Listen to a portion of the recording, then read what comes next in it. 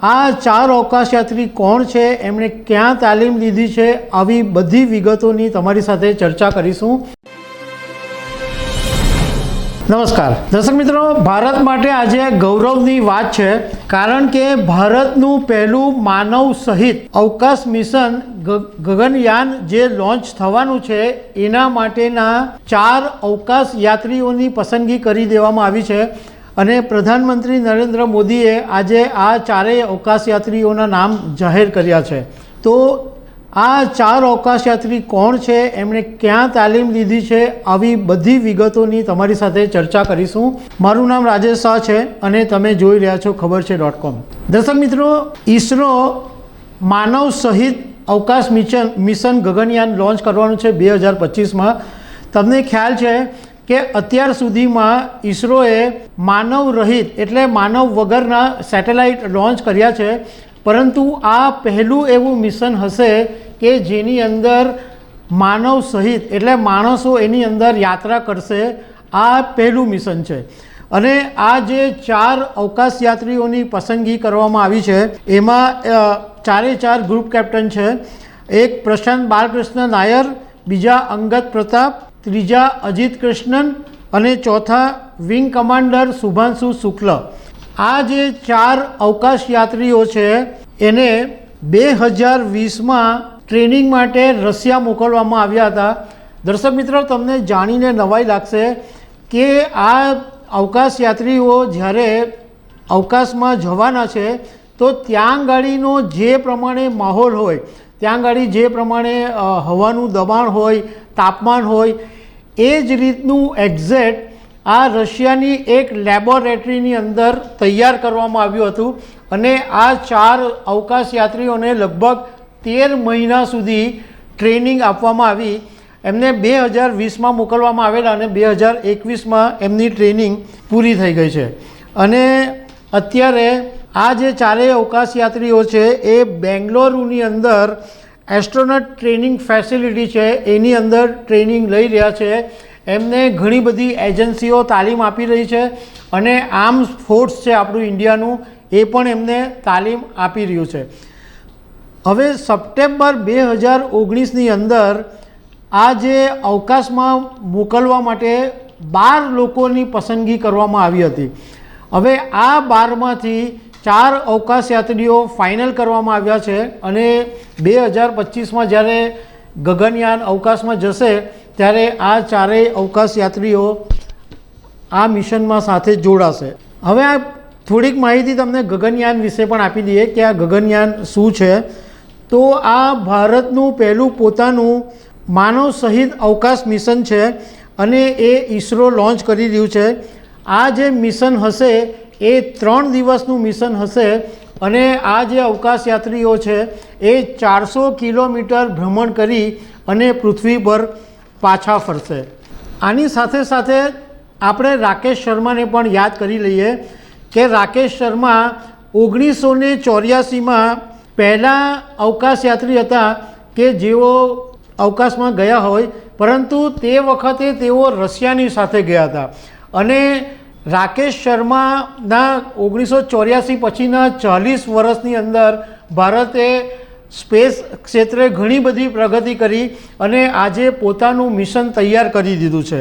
રાકેશ શર્મા 7 દિવસ 21 કલાક અને 40 મિનિટ અવકાશમાં રહ્યા હતા અને એ પછી તેઓ પૃથ્વી પર સહી સલામત પાછા આવ્યા હતા અને તે વખતે એમને ઇન્દિરા ગાંધી પ્રધાનમંત્રી હતા અને રાકેશ શર્માને પૂછેલું કે તમને કેવું લાગે છે, તો રાકેશ શર્માએ તે વખતે અવકાશમાંથી એવો જવાબ આપેલો કે સારે જહાં સે અચ્છા। એમણે ભારત માટે કીધું કે સારે જહાં સે અચ્છા હિન્દુસ્તાન હમારા।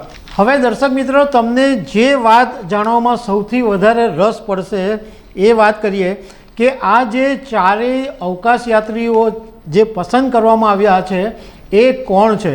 4 બહુ મહાન છે, એકદમ ફાઇટર જેટ ઉડાવે છે અને ઇન્ડિયન એરફોર્સ સાથે વર્ષોથી જોડાયેલા છે, પરંતુ એક એકની તમને માહિતી આપીએ તો સૌથી પહેલાં વાત કરીએ પ્રશાંત નાયરની।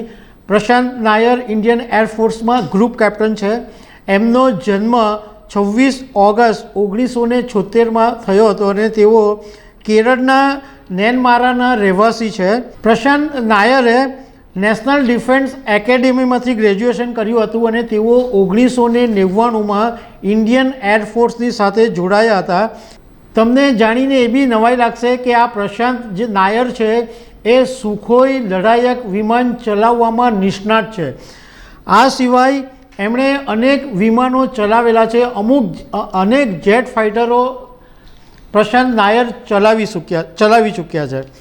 બીજા વાત કરીએ અંગદ પ્રતાપ. એમનો જન્મ 17 જુલાઈ 1982માં થયો હતો અને ઉત્તર પ્રદેશના પ્રયાગરાજના તેઓ વતની છે.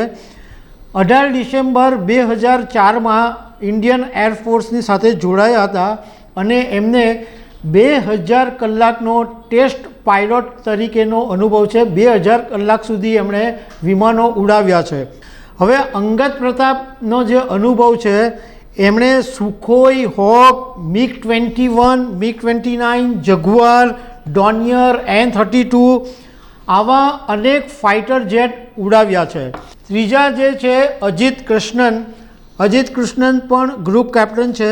એમનો જન્મ 19 એપ્રિલ 1982માં તમિલનાડુમાં થયો હતો અને 2003માં તેઓ ભારતીય વાયુસેનામાં જોડાયા અને એમને ફાઇટર સ્ટ્રીમની અંદર સામેલ કરવામાં આવ્યા હતા.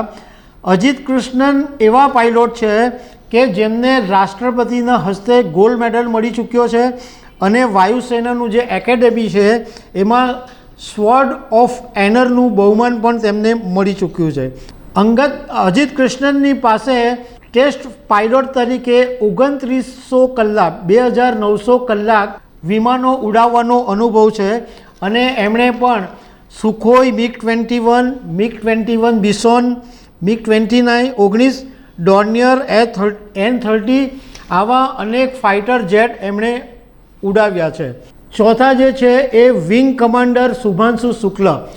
શુભાંશુ શુક્લ 10 ઓક્ટોબર 1985માં એમનો જન્મ થયો છે અને 17 જૂન 2006માં તેઓ ઇન્ડિયન એરફોર્સમાં જોડાયા હતા અને એમને પણ ફાઇટર સ્ટ્રીમમાં સામેલ કરવામાં આવ્યા હતા. શુભાંશુને 2000 કલાક સુધી વિમાન ઉડાડવાનો અનુભવ છે અને એમણે પણ Sukhoi, MiG-21, MiG-29, N-32, jaguar, hoc આવા અનેક ફાઇટર જેટ ઉડાવેલા છે. તો દર્શક મિત્રો, ખરેખર આ ભારત માટે ગૌરવની વાત છે અને ઈસરો 2025ની અંદર ગગનયાન લોન્ચ કરવાનું છે અને ભારતે આ પોતાની તાકાત બતાવી છે કે આ માનવ સહિત પહેલું ગગનયાન મોકલશે. તો દર્શક મિત્રો, આવી અનેક વાતો સાથે અમે તમને મળતા રહીશું. Thank you very much.